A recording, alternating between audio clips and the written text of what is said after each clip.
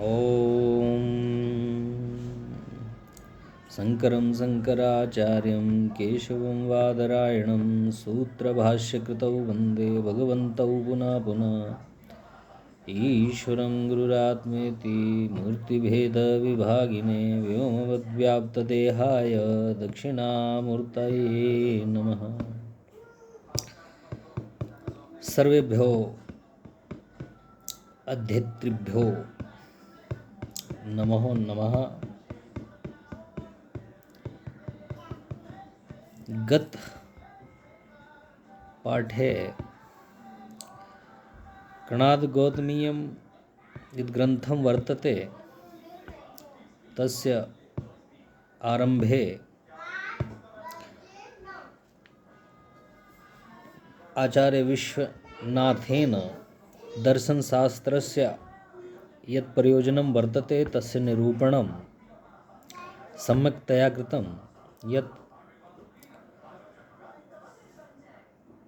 दर्शनशास्त्रस्य प्रयोजनम् अस्ति पुरुषार्थचतुष्टय प्राप्तिः।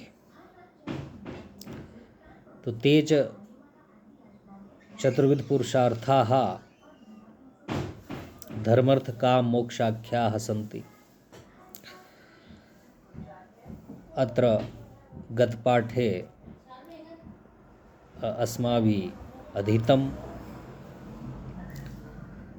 अथ च ये पदार्थाः सन्ति ते सप्तेव सन्ति। अतः अद्य पदार्थविषयम् अधिकृत्य द्वितीय पाठे चर्चां भविष्यति। अत्र मूलपाठे वर्णनम् अस्ति। तो अद्य वयं द्वितीय यत् पदार्थ किं नाम पदार्थम् एतस्मिन् विषये चर्चा भविष्यति इदानीं। तो तत्र मूलपाठे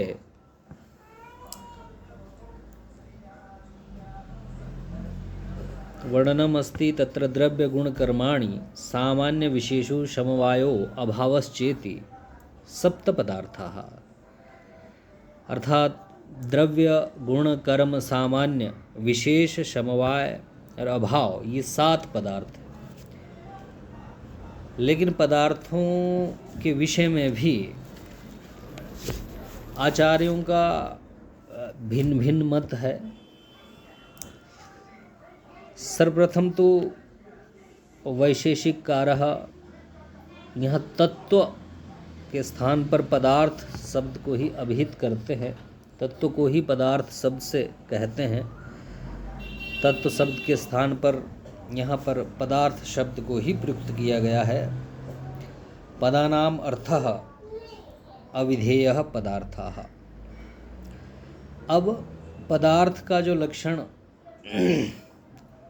कणादगौतमीयम ग्रंथ में है, तत्र अविधेयत्वं प्रमेयत्वं वा पदार्थत्वं। जो अविधा का विषय हो या प्रमा का विषय हो उसे पदार्थ कहते हैं। और आचार्य उदयनाचार्य जी ने भी पदार्थ का लक्षण अविधेयत्वं अविधान योग्यता, अविधान की योग्यता। अविधान अर्थात अविधान का आशय शब्द या नाम से है। शब्दों से ही हम उल्लेख करते हैं कि किसी भी पदार्थ का कुछ न कुछ नाम होता है या उसका अविधान किया जाता है। अन्नम भट्ट जी ने भी अविधेयत्व को ही पदार्थ माना है और आचार्य शिवादित्य जी ने प्रमेयत्व को पदार्थ माना है। जो प्रमीति का विषय हो वो पदार्थ है। प्रमीति विषयः पदार्थाः। जो प्रमीति विषयाः पदार्थाः, जो प्रमा का विषय है, जो प्रमेय है, जो ज्ञान का विषय है। क्योंकि संसार में जो भी पदार्थ है उसको जाना जाता है। तो इसी तरह से आचार्य विश्वनाथ जी ने कणाद गौतमीयम ग्रंथ में जो लक्षण किया है अविधेयत्वम प्रमेयत्वम व पदार्थत्वम मूल में। तो अविधेयत्वम अविधा विषयत्वम, जो अविधा का विषय है, जिसका कुछ नाम है, जिसका अविधान किया जा सकता है, और प्रमेयत्वम, प्रमेयत्वम जो ज्ञान का विषय है। तो संसार में ऐसा कोई पदार्थ नहीं है जो अविधा का विषय ना हो या जिसके विषय में ज्ञान न किया जा सके। आगे लिख रहे हैं नास्ति जगति तत्किंचित यन्न स्याद अविधा विषयः प्रमा विषयो वा। नास्ति जगति तत्किंचित, संसार में ऐसा कुछ भी नहीं जो अविधा का विषय ना हो या प्रमा का विषय, ज्ञान का विषय ना हो, क्योंकि हर एक पदार्थ का कुछ ना कुछ नाम होता है और प्रत्येक के विषय में ज्ञान होता है, उसका ज्ञान किया जा सकता है। अब यहाँ एक प्रश्न उठ सकता है कि मनुष्य तो एक अल्पज्ञ है, वो सभी पदार्थों के विषय में, सभी पदार्थों के न अविधा कर सकता है, न उनकी प्रमा कर सकता है, न सभी पदार्थों का नाम जान पाता है, और ना ही सभी पदार्थों के विषय में ज्ञान कर सकता है। तो हम इसकी शंका का निराकरण भी यहाँ साथ में ही है। आचार्य मूल पाठ में लिखते हैं कि सर्वज्ञेश्वरादि प्रमा विषयताया अभिधा विषयतायाश्च सर्वत्र विद्यमानतया क्वापि दोष, अर्थात जो अव्याप्ति दोष की उत्पत्ति हो रही थी उसका निराकरण कर दे रहे हैं कि जैसा मनुष्य तो सब नहीं जानता, तो फिर ये जो लक्षण किया कि अविधेयत्वम प्रमेयत्वम पदार्थत्वम, यद्यद अविधेयत्वम तत्त पदार्थत्वम यथा मुख पदार्थ, तो जो मनुष्य है वो तो सभी पदार्थों का ना तो नाम जानता है, ना सभी पदार्थों के विषय में उसको ज्ञान है। लेकिन जो ईश्वर हैं जिन्होंने ये सृष्टि ही रची है, तो बोल रहे हैं कि सर्वज्ञेश्वर आदि प्रमा, कि आदि प्रमा अर्थात ईश्वर को तो सभी पदार्थों के विषय में ज्ञान है। सारे जितने भी पदार्थ है, जो भी अविधेय है या प्रमेय है, तो ईश्वर को तो सबका ज्ञान है, उनके विषय का ज्ञान है। तो जिसने रचे हैं वो जान ही रहा है। तो इसलिए यहाँ पर अव्याप्ति दोष भी नहीं होगा, क्योंकि ईश्वर तो सभी पदार्थों का ज्ञान भी है और सभी पदार्थों का नाम भी पता है। अब इस प्रसंग में ये तो हमें पता चला कि अविधेयत्वम प्रमेयत्वम पदार्थत्वम, जिसमें आचार्यों के भिन्न भिन्न मत हैं, लेकिन कणाद गौतमीयम ग्रंथ में अविधेयत्वम प्रमेयत्वम पदार्थत्वम ऐसा करके लक्षण किया है। जैसा आचार्य उदयन का भी लक्षण है अविधान योग्याः पदार्थाः, जिनका विधान किया जा सकता है, अथवा शिवादित्य जी ने प्रमीति विषयाः पदार्था व सप्तपदार्थी, जो उनका ग्रंथ है उसमें वर्णन है। तो यहाँ पर जो आचार्य विश्वनाथ जी ने दोनों को एक साथ मिलाकर ये अविधेयत्वम प्रमेयत्वम पदार्थत्वम, जो अविधा का विषय है और प्रमा का विषय है, वो पदार्थ कहलाता है, ये एक बात स्पष्ट कर दी। अब इस विषय में और थोड़ा सा एक प्रसंग है कि पदार्थ की कितनी संख्या है। आधुनिक काल में तो वैज्ञानिक बहुत सारे पदार्थ मानते हैं, लेकिन न्याय वैशेषिक में तो 7 ही पदार्थ हैं, और जो न्याय के 16 पदार्थ हैं उनका अंतर्भाव भी 7 में ही होता है, और आगे बताएंगे भी कैसे होता है आगे अगले पाठ में जब हम पढ़ेंगे आगे। तो अभी जो पदार्थ कितने हैं इस विषय में अब प्रश्न उठ रहा है कि अन्यत्र पदार्थानां भावाभावतया विभागे अपि नात्र तथोपन्यासा सप्तमस्य अभावतया निर्देशेनेव तत्सिद्धे। अन्यत्र पदार्थानां भावाभावतया विभागे भी, अन्यत्र अर्थात अन्य ग्रंथों में तो भाव और अभाव के विभाग से, भाव भाव के विभाग से पदार्थों का वर्णन है कि 6 भाव पदार्थाः सप्तमो अभावः, 6 भाव पदार्थ हैं, और जो भाव पदार्थ नहीं है वो अभाव है। लेकिन हम थोड़ा सा विषय को ध्यान में रखें कि पदार्थ विवेचन के प्रसंग में आचार्यों के भिन्न भिन्न मत है। आचार्यों के जो भिन्न भिन्न मत है उसमें त्रिपदार्थवाद है, षट पदार्थवाद है, सप्त पदार्थवाद है और 10 पदार्थवाद है। इस तरह से इसके 4 सोपान है, 4 सोपानों में इसको विभक्त किया गया है। अनेक विद्वानों का तो मत है कि वैशेषिक सूत्रकार ने 3 ही पदार्थ द्रव्य, गुण और कर्म, इन 3 को ही पदार्थ के रूप में रखा है, क्योंकि वैशेषिक सूत्रकार ने प्रथम अध्याय के प्रथम आहनिक में अर्थ शब्द से द्रव्य गुण कर्म अर्थः इति ऐसा कहकर अर्थ नाम से इनका उच्चारण किया है। और जो सत्ता है, द्रव्य गुण कर्म, इन 3 में ही सत्ता की विद्यमानता होती है। और इसके अतिरिक्त सामान्य, विशेष और समवाय का जो क्रम है, विश्लेषण है, वो अनंतर किया गया है। और कुछ विद्वान मानते हैं कि महर्षि कणाद जी ने 6 पदार्थों का, द्रव्य गुण कर्म सामान्य विशेष समवाय, 6 पदार्थों का वर्णन किया। और दूसरा जो षट पदार्थवाद है उसमें तो विद्वान मानते हैं कि ये 6 पदार्थों का उल्लेख तो पूर्ववत ही है, लेकिन कुछ विद्वान ऐसा फिर मानते हैं कि इसका प्रमुखतया उल्लेख प्रशस्त पाद में किया गया है, जिसमें वो षट पदार्थवाद के नाम से 6 पदार्थों का वर्णन वहाँ मिलता है। प्रशस्त पाद भाष्य के आरंभ में जो सूत्र है, द्रव्य गुण कर्म सामान्य विशेष समवायानाम षण्णाम पदार्थानाम साधर्म्य वैधर्म्याभ्याम तत्वज्ञानम निःश्रेयस हेतु तच्च ईश्वर चोदनाभिव्यक्तात् धर्मादेव। और जो प्रशस्त पादाचार्य उस भाष्य में उक्त जो 6 पदार्थ है उनका भी एक विकास क्रम है। जैसे आदि में सर्वप्रथम द्रव्य का ज्ञान हुआ, पदार्थों का जो ज्ञान हुआ आदि में द्रव्य का, फिर उन द्रव्यों में जो कुछ विशेषताएं थी एक क्रम से फिर गुण का ज्ञान हुआ, फिर उनमें जो परिवर्तन हुआ फिर वो कर्म आया। इस क्रम से एक विकास क्रम से इन 6 पदार्थ क्रमशः आए हैं। तो प्रशस्त पाद आदि आचार्यों ने 6 पदार्थों का वर्णन किया।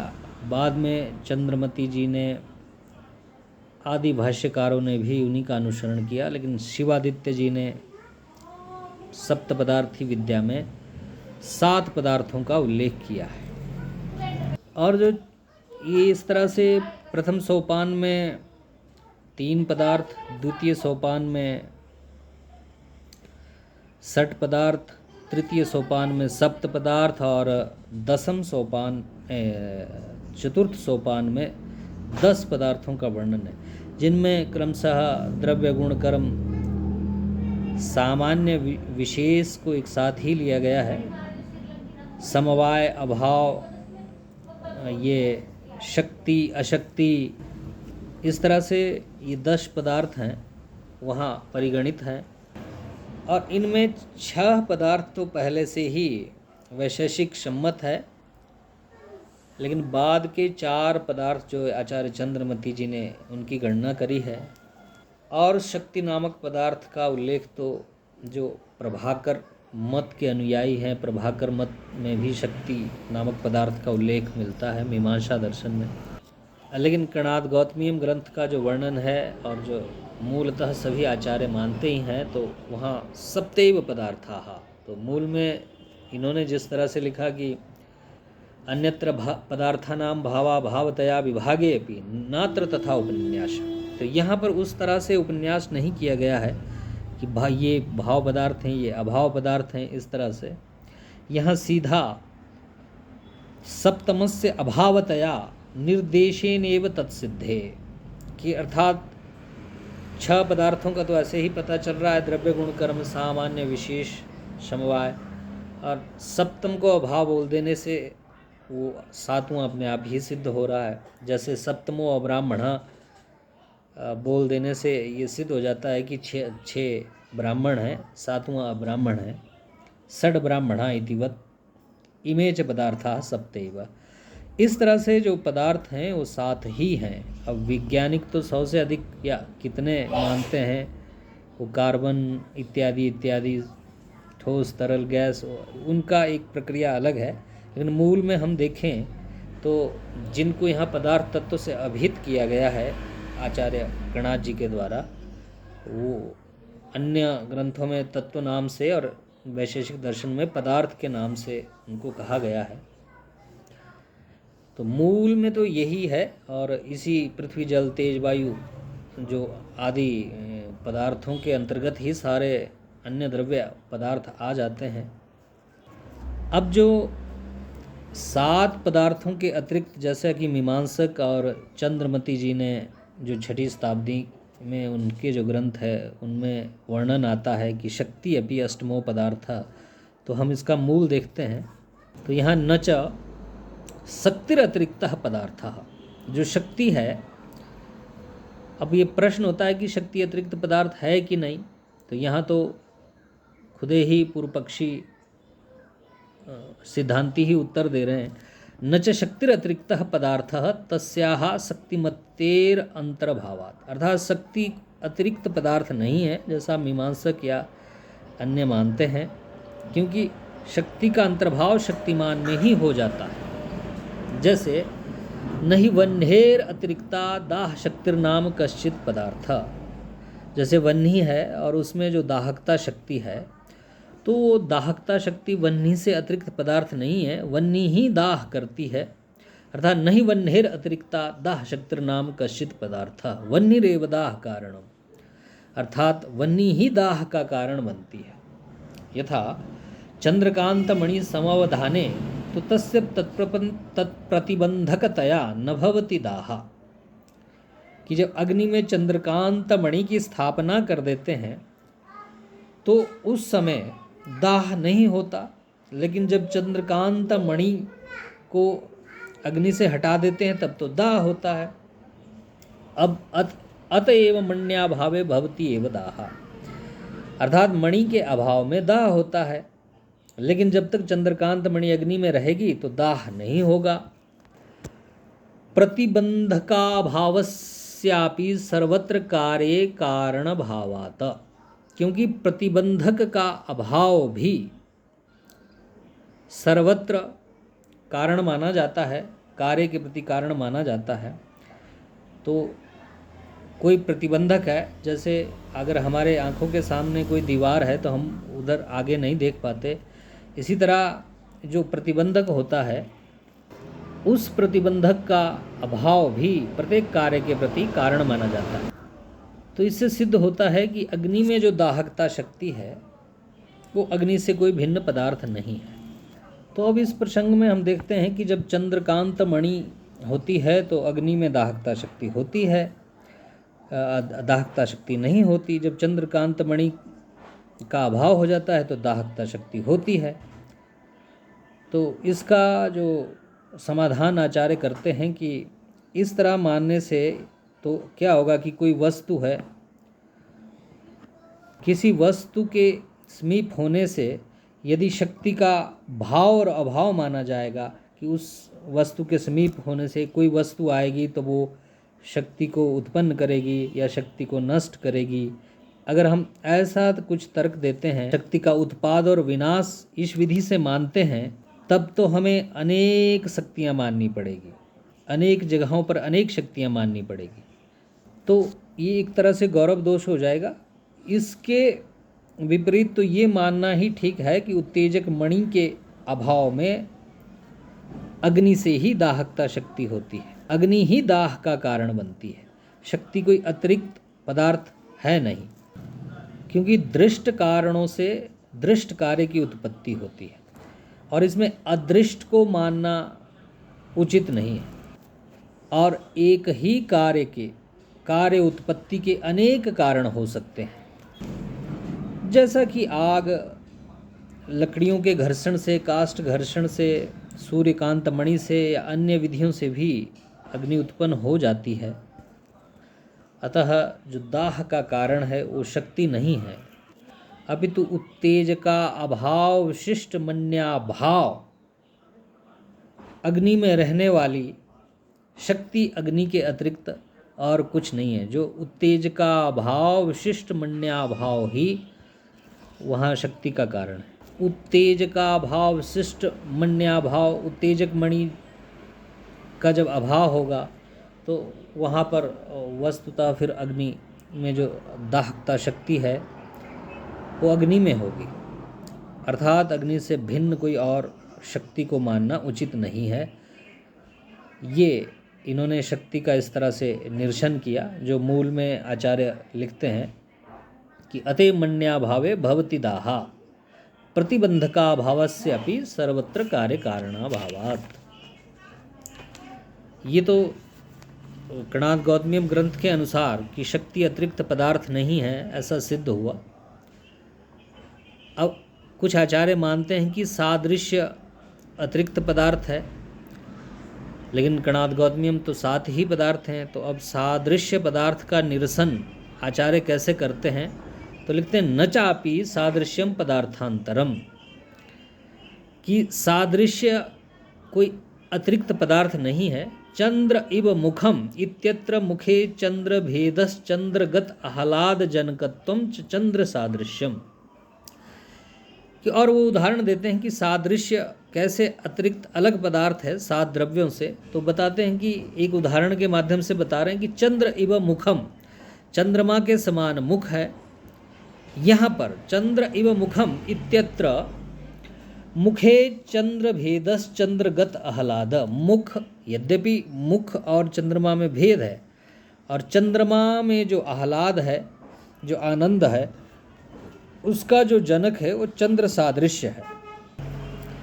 तो ये जो उदाहरण दे रहे हैं यहाँ, जो मीमांसक आदि है, अन्य आचार्य, वो मानते हैं कि चंद्र इव मुखम में जो चंद्र है वो मुख से भिन्न है, तो सादृश्य जो एक अतिरिक्त पदार्थ मानना चाहिए। तो इसका समाधान आचार्य करते हैं कि चंद्र इव मुखम इत्यत्र मुखे चंद्र भेदस चंद्रगत आह्लाद जनकत्वम च चंद्र सादृश्यम तत्र भेदो अन्योन्याभाव आह्लादः सुख विशेषः। अर्थात चंद्र इव मुखम, यहाँ पर एक उपमा जो की गई है, सादृश्य जो किया गया है कि चंद्रमा के समान मुख है। यहाँ पर चंद्र इव मुखम एक मानसिक प्रसन्नता जो दिखाई गई है, चंद्रमा के समान मुख है। और ये जो मानसिक प्रसन्नता है कि किसी को आह्लाद होता है, मन में प्रसन्नता होती है, चंद्रमा के समान मुख है। ये जो आह्लाद जो होता है, जो आनंद होता है, तो ये एक सुख विशेष है, और सुख गुण के अंतर्गत आता है, पदार्थ के अंतर्गत नहीं आता। तो सादृश्य को भी हम अतिरिक्त पदार्थ नहीं मान सकते। यहाँ तक कि सादृश्य को जैसे श्रीधर आचार्य ने उपाधि स्वरूप, उपाधि सादृश्यम उपाधि रूपम सामान्यम, सादृश्यम उपाधि स्वरूपम सामान्यम, सादृश्य को उपाधि रूप या सामान्य के अंतर्गत ही मान लिया है। तो इस तरह से हमने देखा कि जो आचार्य विश्वनाथ जी ने कणाद गौतमीयम ग्रंथ में 7 ही पदार्थों का वर्णन किया है, जैसे तर्क संग्रह में न्यायबोधनी आदि में 7 ही पदार्थों का वर्णन है, न्याय सिद्धांत मुक्तावली में अन्य पदार्थों का आचार्यों ने यहाँ खंडन किया है। और शक्ति सादृश्य आदि का अंतर्भाव तो यहीं, और शक्ति का शक्तिमान में ही अंतर्भाव हो जाता है। इसी तरह सादृश्य का अंतर्भाव तो गुणों में ही हो जाता है। तो 7 ही पदार्थ आचार्य को अभिमत है। इस तरह से ये जो सप्त पदार्थी विद्या है, इसमें जो 7 ही पदार्थ हैं, इसका एक वर्णन हमने पढ़ा। इसके बाद आगे जो प्रसंग विषय आ रहा है द्रव्य के ऊपर, द्रव्य क्या है, तो इस विषय में हम अगले पाठ में पढ़ेंगे।